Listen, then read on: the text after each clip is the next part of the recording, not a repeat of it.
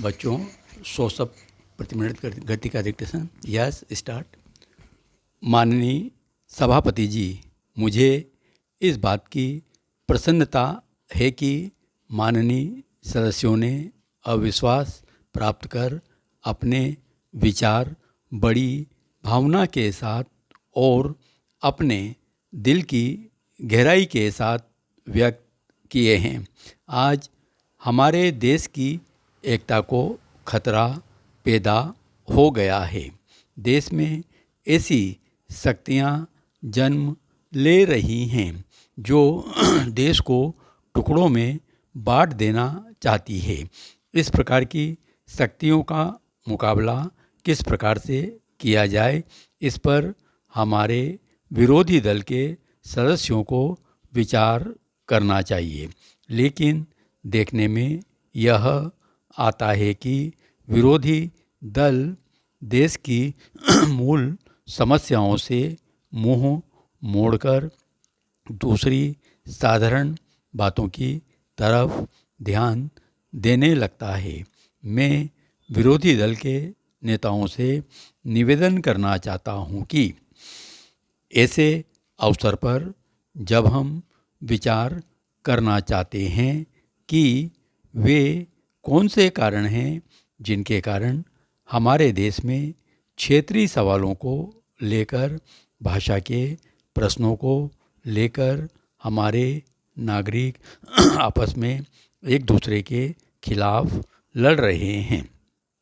ऐसे प्रश्नों पर विचार करते समय हमें दलगत राजनीति से ऊपर उठना चाहिए। ऐसी कोई बात नहीं कहनी चाहिए जिससे हमारे देश की एकता को खतरा पैदा हो जाए। आज हम सीमाओं पर क्या देख रहे हैं? एक तरफ तो पाकिस्तान आतंकवादियों को बढ़ावा दे रहा है और दूसरी तरफ चीन हमारी सीमाओं पर विवाद खड़ा कर रहा है। आज हम सभी इस बात को महसूस करते हैं कि क्षेत्रीय भाषाओं और क्षेत्रीय नारों को देने वाली पार्टियां बढ़ रही हैं। इनका मुकाबला हमें राजनीतिक स्तर पर करना चाहिए। मैं यह बात भी जोर देकर कहना चाहता हूँ कि यह बात सही है कि हमारे देश के अंदर जो परिस्थितियाँ पैदा हुई हैं, जो प्रश्न खड़े हुए हैं, वे सारे प्रश्न ऐसे हैं जिसमें दो राय नहीं हो सकती है।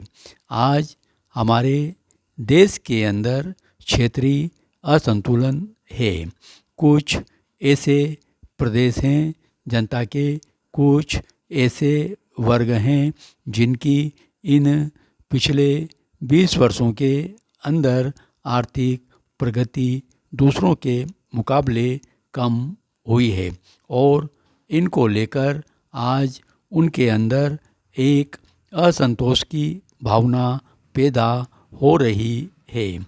आज ऐसे लोग हैं जिनका आर्थिक सामाजिक रीति से इस देश के अंदर शोषण हो रहा है और वे यह महसूस करते हैं कि उनका राजनीतिक शोषण भी हो रहा है।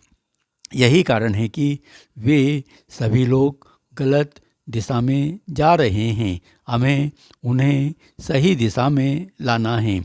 इसके लिए सरकार को भी प्रयत्न करना चाहिए।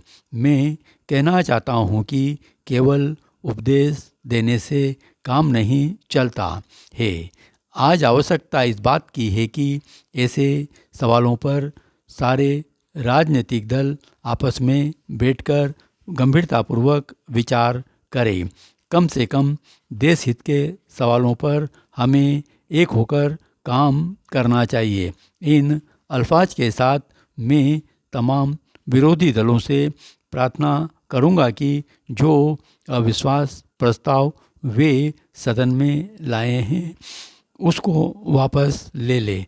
हमारा देश एक महान राष्ट्र है। हमें उसकी गरिमा के अनुसार ही कार्य करना चाहिए, तभी हम दुनिया में अपने देश की गरिमा को उजागर कर सकते हैं। इसलिए सभी देशवासियों को चाहिए कि लगन से कार्य करें। धन्यवाद।